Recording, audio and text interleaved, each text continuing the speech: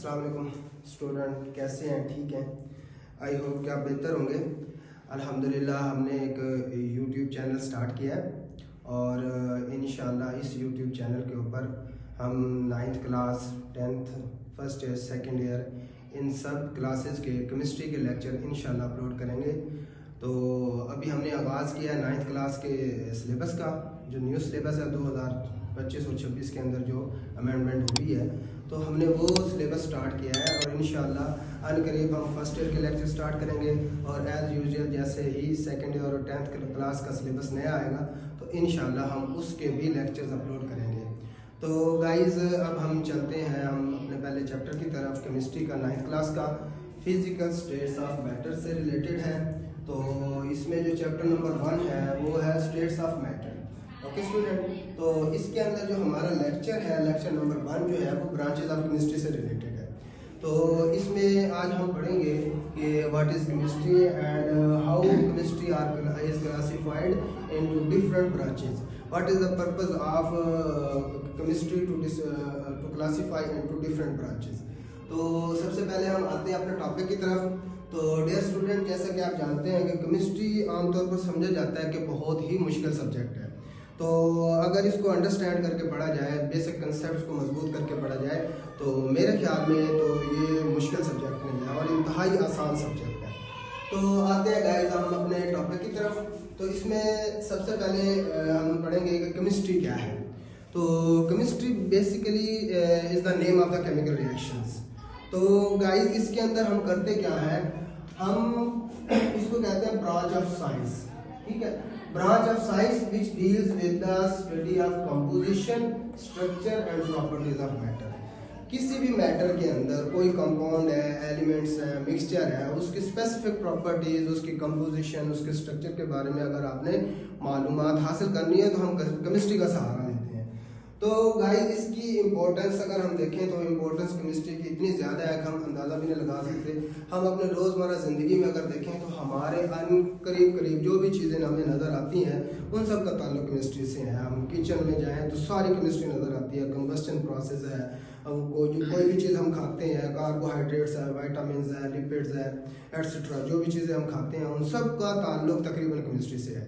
तो अगर हम इंडस्ट्री लेवल पे बात करें तो इंडस्ट्री के अंदर जितनी भी चीज़ें हम तैयार करते हैं उन सब का ताल्लुक केमिस्ट्री से है। कोई कंपाउंड तैयार करते हैं, फर्टिलाइजर्स हो गए, pesticide, insecticides, plastic, polymer, anything else, जो भी चीज़ आप इंडस्ट्री के अंदर प्रिपेयर कर रहे हैं, लेदर इंडस्ट्री है, कुछ भी है, तो ये सारी चीज़ें कुल मिला के आती हैं इंपॉर्टेंस ऑफ केमिस्ट्री के अंदर। तो गाइज अब हम देखते हैं कि केमिस्ट्री को इतनी ज़्यादा ब्रांचेस के अंदर जो तकसीम किया गया है उसकी वजह क्या है। केमिस्ट्री एक ब्रॉड सब्जेक्ट है, बहुत ही बड़ा सब्जेक्ट है, बहुत वसी पैमाने पर इसका मुताला किया जाता है। तो ये नहीं हो सकता कि केमिस्ट्री को एक ही फील्ड में रख के हम उसको स्टडी कर सकें। तो बहुत बड़ा सब्जेक्ट है चूँकि, इसलिए इसके हर एस्पेक्ट्स को अलग अलग से हम स्टडी कर सकें, इसलिए इसको डिफरेंट ब्रांचेस के अंदर तकसीम किया गया है ताकि पढ़ने वाले के लिए आसानी हो और रिसर्च करने वाले के लिए आसानी हो। तो ये सारी चीज़ें मद्देनज़र रखते हुए केमिस्ट्री को मुख्तलिफ ब्रांचेस में तकसीम किया गया। तो सबसे पहले जो ब्रांच है इसके अंदर जो 9th क्लास की केमिस्ट्री है उसके अंदर फिजिकल केमिस्ट्री है। फिजिकल जैसा कि नाम से पता चल रहा है कि फिजिकल चीज़ों से रिलेटेड है। मोस्टली इसके अंदर क्या होता है, the relationship between the physical properties and composition along with the change in the. तो ये रिलेशनशिप है किसके दरमियान, फिजिकल प्रॉपर्टीज और as well as composition of matter. मतलब क्या है कंपोजिशन ऑफ मैटर, उसके अंदर क्या क्या चीज़ें हैं। तो इसके अंदर जो सबसे ज़्यादा चीज़ें जो डिस्कस की जाती हैं वो स्ट्रक्चर ऑफ एटम से रिलेटेड है, रिएक्शन काइनेटिक्स है और मैकेनिज्म ऑफ रिएक्शंस है, ये चीज़ें इसके अंदर स्टडी की जाती है। इससे अगली ब्रांच की तरफ आते हैं ऑर्गेनिक केमिस्ट्री। तो गाइस ऑर्गेनिक केमिस्ट्री जो होती है इसमें ज़्यादातर क्या होता है कि वो कंपाउंड हम स्टडी करते हैं जिनका ताल्लुक कार्बन हाइड्रोजन से होता है। तो कार्बन और हाइड्रोजन के जो कंपाउंड होते हैं उनको हम कहते हैं हाइड्रोकार्बन। ठीक है, जैसे कि नाम से पता चल रहा है कि हाइड्रोकार्बन्स होते क्या है, the compound which are made up of with the hydrogen as well as carbon. ठीक है, कार्बन और हाइड्रोजन के दरमियान जो ज़्यादा मोस्टली जो होता है वो कोवेलेंट कंपाउंड पाया जाता है, कोवेलेंट बॉन्ड पाया जाता है। ठीक है, और इसके साथ साथ ऑर्गेनिक केमिस्ट्री में उसके डेरिवेटिव्स का भी मुताला करते हैं। उसके बाद आ जाते हैं इनऑर्गेनिक केमिस्ट्री में। तो इनऑर्गेनिक केमिस्ट्री जैसा कि अभी हमने पढ़ा है कि हाइड्रोकार्बन्स एंड देयर डेरिवेटिव्स वो आ जाते हैं ऑर्गेनिक केमिस्ट्री के अंदर। इसके अलावा इस दुनिया के अंदर जितने भी compounds, elements, metals, non metals, कोई भी चीज़ जो पाई जाती है तो उसको हम स्टडी करते हैं इनऑर्गेनिक केमिस्ट्री के अंदर।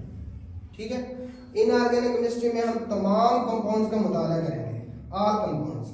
ऑल कंपाउंड से क्या मुराद है? कोई भी कंपाउंड हो लेकिन उनका ताल्लुक किसके साथ नहीं होना चाहिए गाइस? उनका ताल्लुक हाइड्रोकार्बन्स और उनके डेरिवेटिव से ना हो।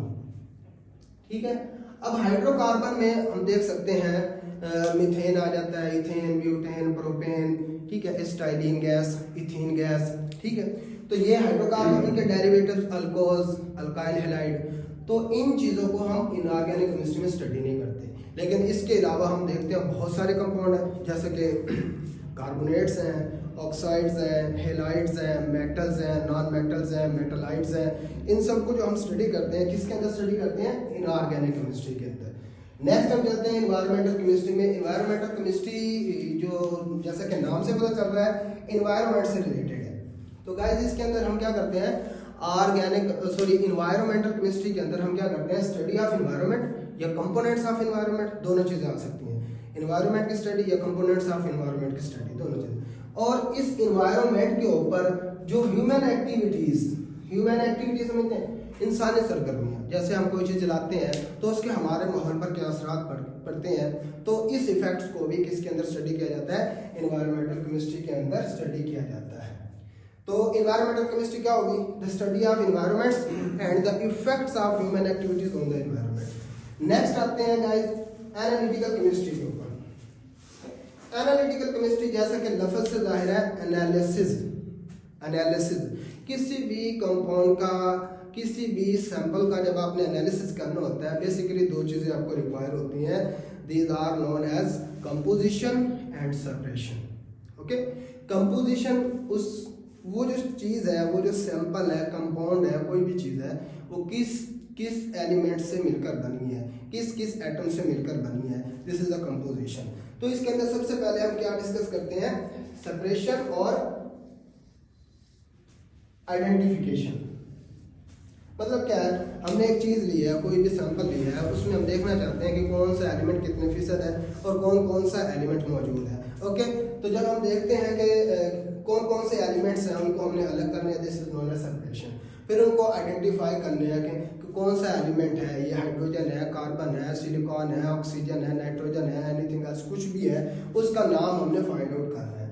तो एनालिटिकल केमिस्ट्री के अंदर हम एनालिसिस करते हैं, सेपरेशन का काम होता है और इसके अलावा आइडेंटिफिकेशन का काम होता है, कंपोजिशन फाइंड आउट करनी होती है। तो ये सारी चीज़ें किसके अंदर डिस्कस करते हैं? एनालिटिकल केमिस्ट्री के अंदर। अब इसके साथ ही ब्रांचेज है, ब्रांचेज के साथ साथ थोड़ी 2-3 लाइनों के अंदर साथ साथ उन्होंने इसकी इम्पोर्टेंस और स्कोप के बारे में बताया है। अगर फिजिकल केमिस्ट्री की हम बात करें तो फिजिकल केमिस्ट्री के जो इम्पोर्टेंस है ना, वो सिंपली दो चीज़ों में आप लिख सकते हैं इन शॉर्ट वे। पहली कौन सी है? पहले स्ट्रक्चर ऑफ एटम से रिलेटेड।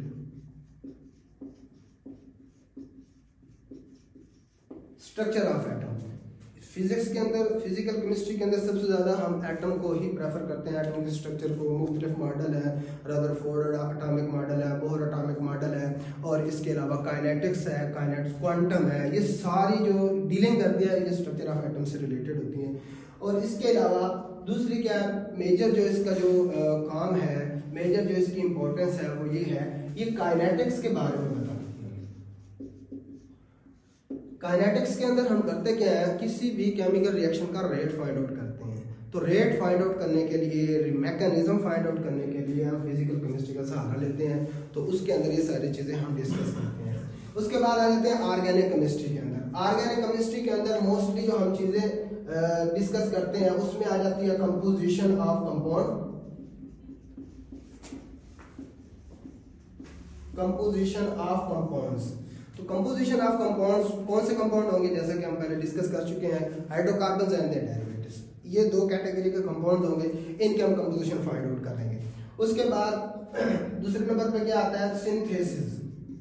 सिंथेसिस मतलब इन कंपाउंड्स की तैयारी भी इसी सब्जेक्ट के अंदर हम डिस्कस करते हैं कि इथेन बनाना है हमने, प्रोपेन बनाना है, ब्यूटेन बनाना है, अल्कोहल बनाना है, anything else which is connected to the hydrocarbons and their derivatives. तो उनको हम किसके अंदर स्टडी करते हैं? ऑर्गेनिक केमिस्ट्री के अंदर। तो ये इसके दो आप जो पॉइंट है, ये इसकी इंपॉर्टेंस में आप लिख सकते हैं। उसके बाद आ जाते हैं इनऑर्गेनिक केमिस्ट्री के अंदर। इनऑर्गेनिक केमिस्ट्री जैसे कि हम पहले डिस्कस कर चुके हैं, all the compound other than hydrocarbon and their derivatives, तो उनको हम स्टडी करते हैं। तो उसमें कौन से आ जाते हैं? ऑक्साइड्स, हेलाइड्स, और इसके अलावा कुछ भी लिख दें आप, ऑक्सी एसिड्स, एसिड्स हो गए, बेसिस हो गए, साल्ट्स हो गए। तो ये वाले तमाम कंपाउंड जो है ना, हम इनऑर्गेनिक केमिस्ट्री के अंदर इनके सिंथेसिस भी हम डिस्कस करते हैं, इनकी कंपोजिशन भी और इनकी कैरेक्टरिस्टिक्स भी, प्रॉपर्टीज भी, हर चीज़ हम इसके अंदर डिस्कस करते हैं। नेक्स्ट हम आ जाते हैं इन्वायरमेंटल केमिस्ट्री के ऊपर। इन्वायरमेंटल केमिस्ट्री में बेसिकली हम तीन चीज़ों को स्टडी करते हैं। हम तीन किस्म के पोल्यूशन को स्टडी करते हैं। एक हो गया soil pollution, air pollution and water pollution.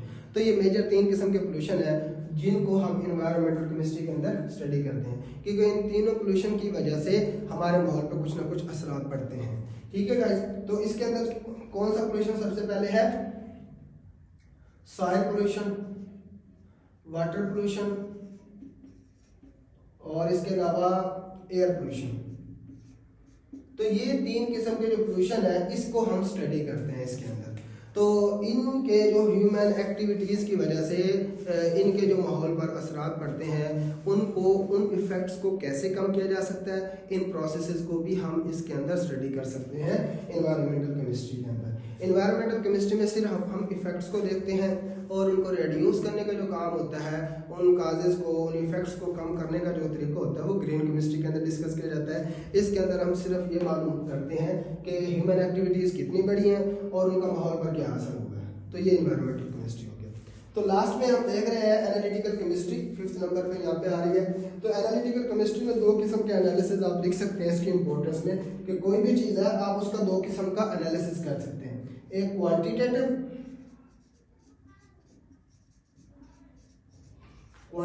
Analysis और दूसरा कौन सा है? Qualitative analysis.